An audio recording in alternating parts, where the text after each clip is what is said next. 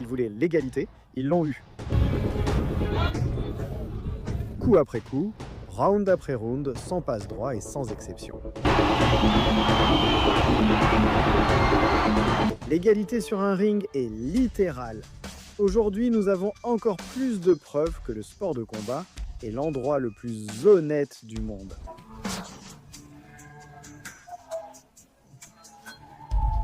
Bienvenue dans la partie où la réalité parle plus fort que n'importe quel argument. Sacha Kitrichenko est entrée sur le ring avec feu et fureur. Elle criait sa confiance, posait pour les caméras et promettait de dominer son adversaire masculin Nikita Litvinkov.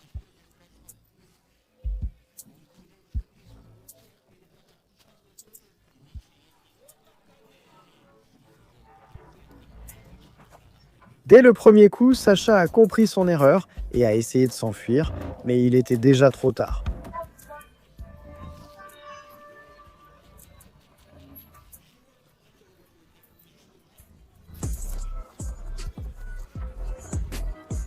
Sans aucune honte, Nikita a décidé de ne pas laisser passer l'occasion et l'a utilisée comme une poupée d'entraînement.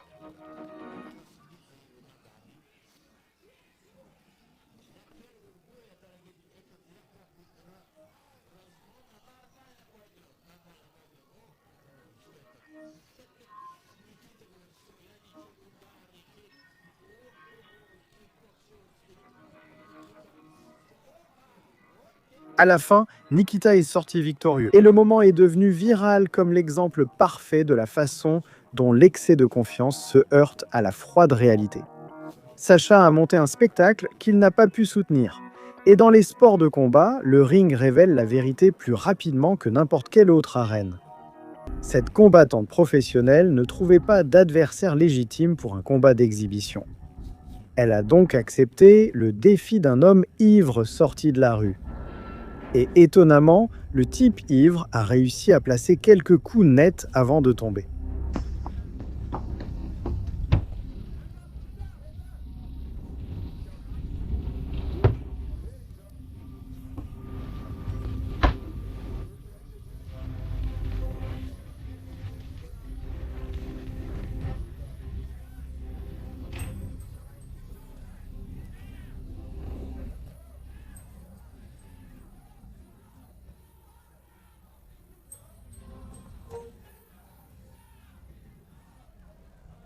Tout de même, pour un homme sorti d'un bar, il a gagné plus de respect que la moitié des commentateurs sur Internet. Juin 2022, Tampa, Floride. L'événement World Class Fight League 32 a organisé un combat que beaucoup pensent n'aurait jamais dû être approuvé.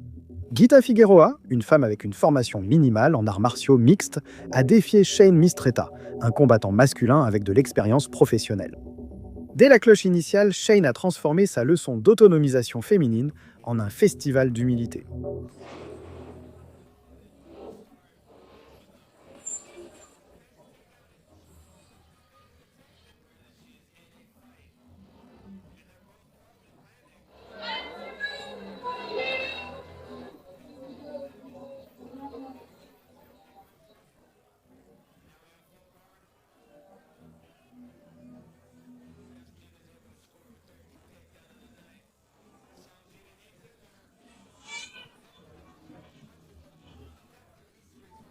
Elle se faisait littéralement battre. Et à la dernière minute, l'égalité avait déjà terminé son tour. Elle a été remise à sa place.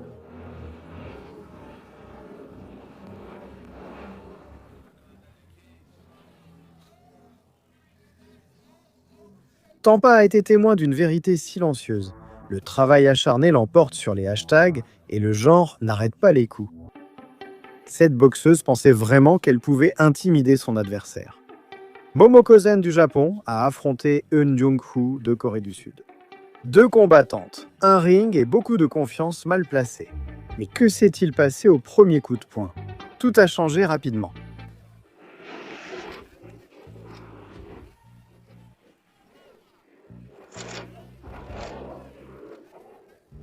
Elle prenait une raclée absolue, combinaison après combinaison, chaque échange était pire que le précédent.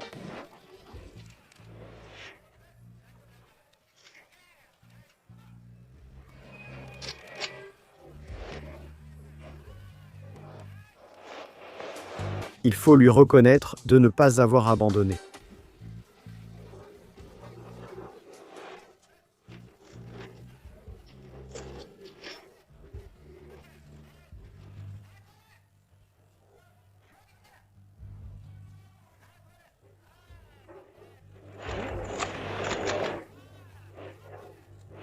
Même lorsque la punition s'intensifiait, même lorsque les cartes de score devenaient ridiculement déséquilibrées, elle a continué à avancer, mais à la fin, c'en était assez.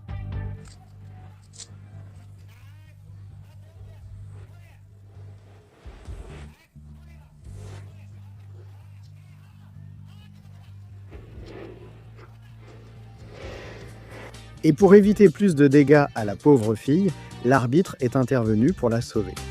Un rappel que l'intimidation ne fonctionne que jusqu'à ce qu'elle cesse de fonctionner. Et une fois que les gants commencent à voler, la seule chose qui compte, c'est qui sait vraiment se battre. L'émission sud-coréenne Fearless Guys a décidé de répondre à l'une des questions les plus virales d'Internet. Une femme pourrait-elle battre un homme en arts martiaux mixtes? Et la combattante Ramona est entrée dans l'octogone pour affronter le lutteur Un Tae-woong, convaincue qu'elle pourrait faire taire les sceptiques. Ce qui a suivi fut un affrontement court, brutal et douloureusement clair.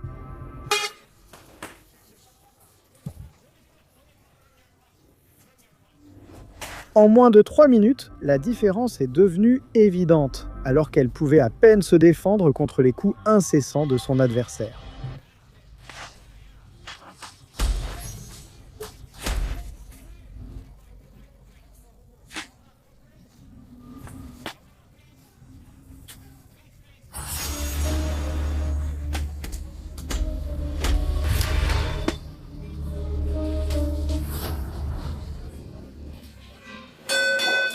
L'arbitre, voyant le danger, n'a eu d'autre choix que d'arrêter le combat avant que quelque chose de pire n'arrive. Un autre moment viral à Moscou a montré une femme énorme surnommée Mamaja, connue pour intimider des hommes plus petits devant les caméras. Tous voulaient la voir obtenir ce qu'elle méritait.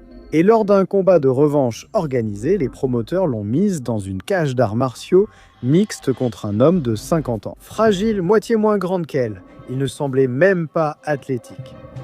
Quand le combat a commencé, la brute de Moscou semblait confiante, faisant le show et dominant l'homme qui, à première vue, représentait le sexe faible.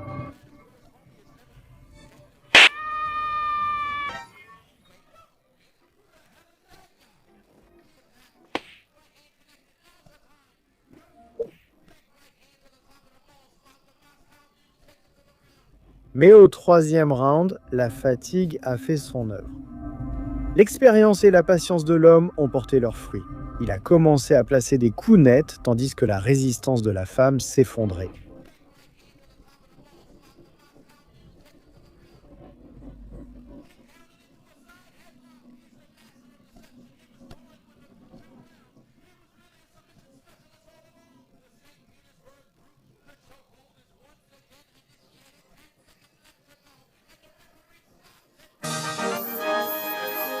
À la fin, le vieil homme lui a servi le karma qu'elle méritait. Et il a obtenu une victoire éclatante sur la femme arrogante. Avant l'Ultimate Fighting Championship, avant les combats de rue viraux, avant qu'il ne soit légal de diffuser tout cela, il y avait Bette Busy et Joe Hess. Nous étions en 1974. Le mouvement de libération des femmes battait son plein.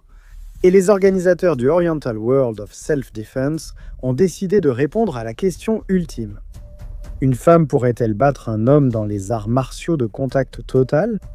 Bette Busy, pesant 57 kg, est montée sur le ring contre Joe Hess, un champion d'arts martiaux de 122 kg et mesurant 1,88 m. Et ce qui était censé être un échange amical de techniques de combat s'est rapidement transformé en quelque chose de complètement différent.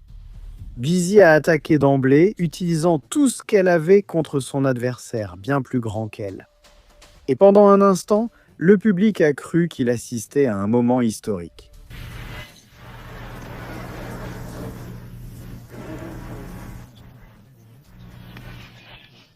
Mais le genre ne se soucie pas des mouvements. Il ne lit pas de manifeste. Et quand Joe Hess a répondu à l'attaque, Bette Busy a été éjectée du ring par un coup de pied de karaté dévastateur.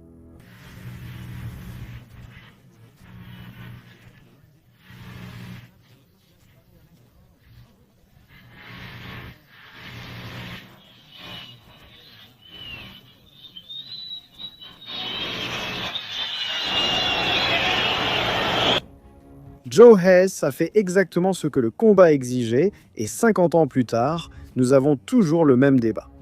Non Rose, une combattante transgenre de Muay Thai originaire de Thaïlande, s'est fait une réputation en affrontant et en battant des hommes lors de combats professionnels de Muay Thai.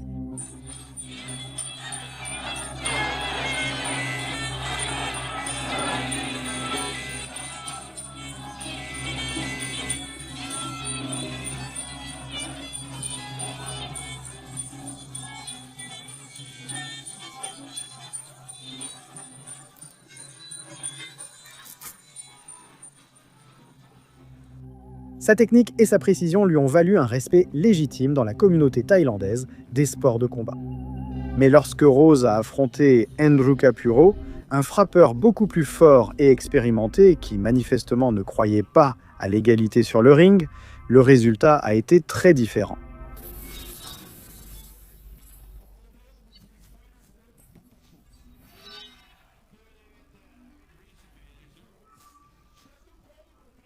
Au début, cela semblait compétitif.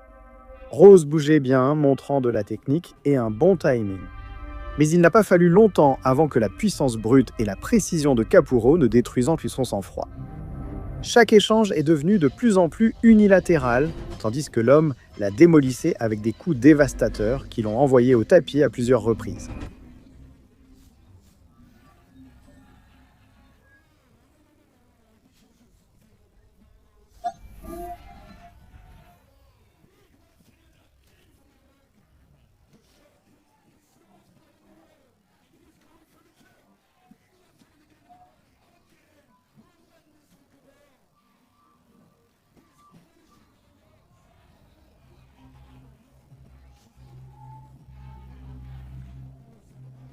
Au deuxième round, Rose a été brutalement envoyée s'allonger sur un lit de rose, exactement là où elle appartenait, mettant fin à toute illusion d'égalité sur ce ring.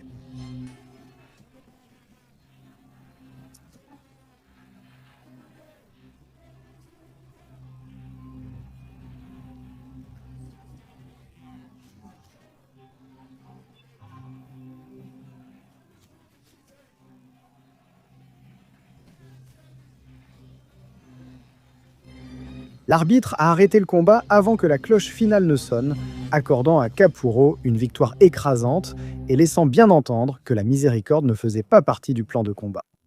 Lucia Ricker était considérée comme la femme la plus dangereuse de l'histoire des sports de combat, dont le coup était plus puissant que celui de nombreux hommes. Invaincue en boxe et en kickboxing, une véritable pionnière qui a gagné le surnom de Lady Tyson grâce à sa domination absolue.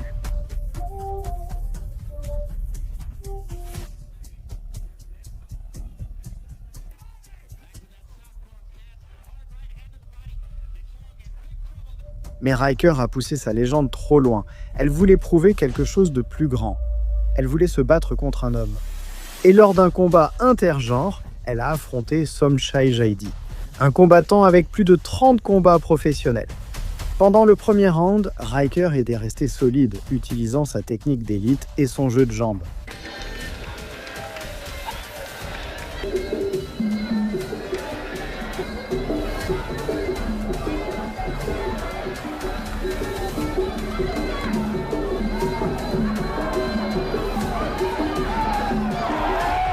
Mais à la moitié du deuxième round, la réalité physique est devenue indéniable. Jaide a placé un direct du droit propre qui a mis Riker au tapis instantanément.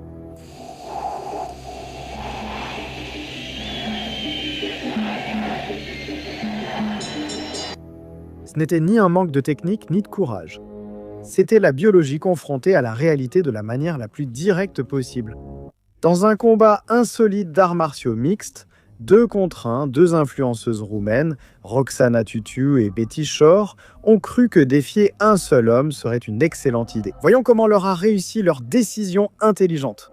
Dès les premières secondes, Perverso a utilisé sa taille et sa force pour mettre les femmes exactement là où elles devaient être.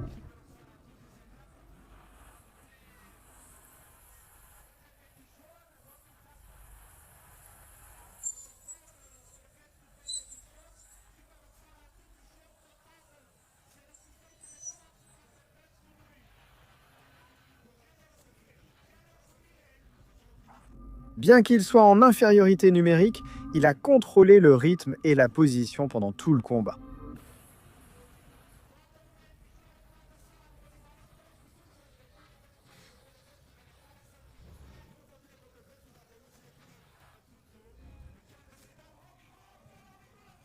Même si les deux femmes ont essayé de coordonner leurs attaques, elles n'ont tout simplement pas pu surmonter la différence physique entre les deux sexes.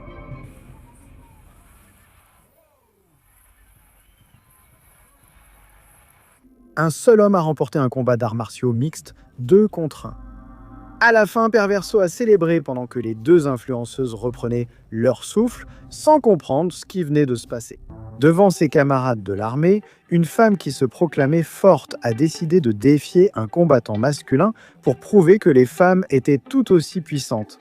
Et un seul jab a suffi pour briser net sa confiance. En quelques secondes, la supériorité technique et le contrôle de l'homme ont dominé le combat, la laissant sans réponse. Ce qui avait débuté comme une preuve de courage s'est achevé par une dure leçon de réalité.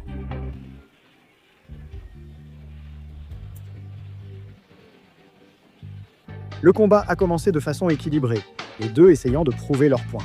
Coup!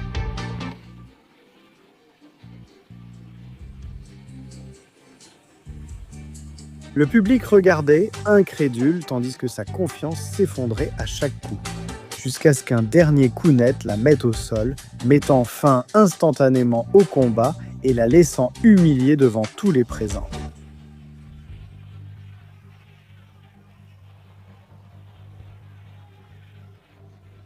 Ce fut une leçon inconfortable, donnée devant beaucoup de monde. S'il y a un nom qui a divisé le monde des arts martiaux mixtes plus que tout autre, c'est celui de Fallon Fox, un homme biologique qui a fait la transition vers une femme et a commencé à concourir dans les arts martiaux mixtes féminins pour prouver un point. Ce qui a surpris les fans, ce n'était pas seulement son arrivée, mais la domination absolue qui a suivi. Avec des attributs physiques impossibles à égaler pour ses adversaires, Fox a écrasé la division féminine, une finale après l'autre. Beaucoup l'ont accusé de vouloir simplement frapper des femmes sous couvert de la légalité. La controverse a atteint son point culminant en 2014, lorsque Fox est entré dans la cage avec Tanika Brents. Le combat n'a duré que 39 secondes. Fox a lancé des coups de genoux dévastateurs qui ont valu à Brents une commotion cérébrale et le crâne fracturé.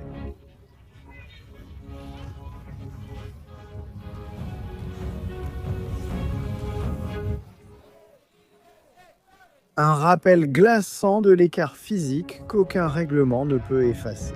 Cette masse de muscles, c'est Gabi Garcia, une puissance brésilienne du jiu-jitsu, 1,88 m et plus de 100 kg, multichampionne du monde.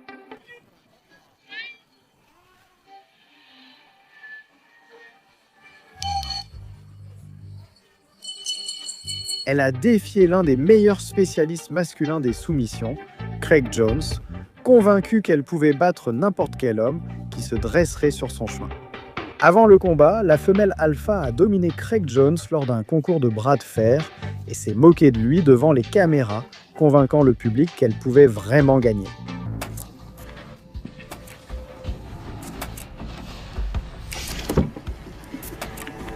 Mais lorsque le combat a commencé, Craig Jones l'a remise à sa place immédiatement, la faisant abandonner plus vite qu'elle ne pouvait fléchir ses biceps.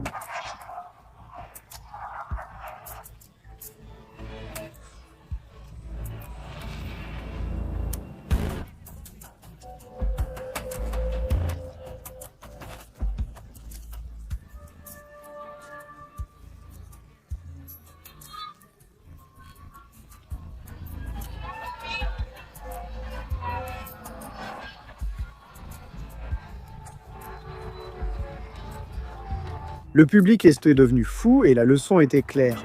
Même la femme la plus forte de la planète ne peut pas vaincre la nature, ni échapper à l'étranglement arrière de Craig Jones.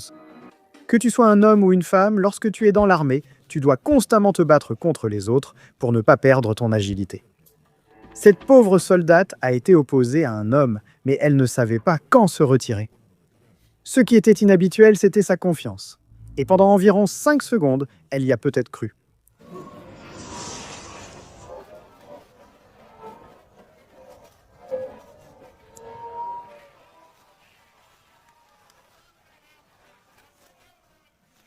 Alors, la réalité s'est imposée et tout s'est très mal terminé pour elle.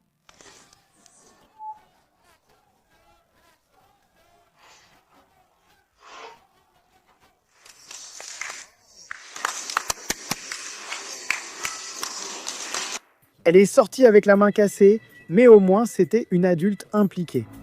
Cette femme, pleine de confiance, pensait qu'elle pouvait monter sur le ring et dominer un homme. Son nom est Joanie Laurer, mieux connue des fans de catch sous le nom de Chyna. Elle a décidé de troquer le spectacle du ring contre la vraie boxe et a défié Joey Buttafuoco, pensant qu'il n'était qu'un autre type hors de forme qui passait ses journées à regarder la télévision et à boire de la bière. Elle croyait que ce serait une démonstration facile. Je prie Dieu pour que Joey Buttafuoco ait son protège-dents aujourd'hui. Grosse erreur, et ce qui a suivi en était très loin. Dès la première cloche, Joey s'est lancé en envoyant des coups, pas comme un adversaire maladroit de télé-réalité, mais comme quelqu'un qui avait attendu ce moment pour donner une leçon à la reine autoproclamée.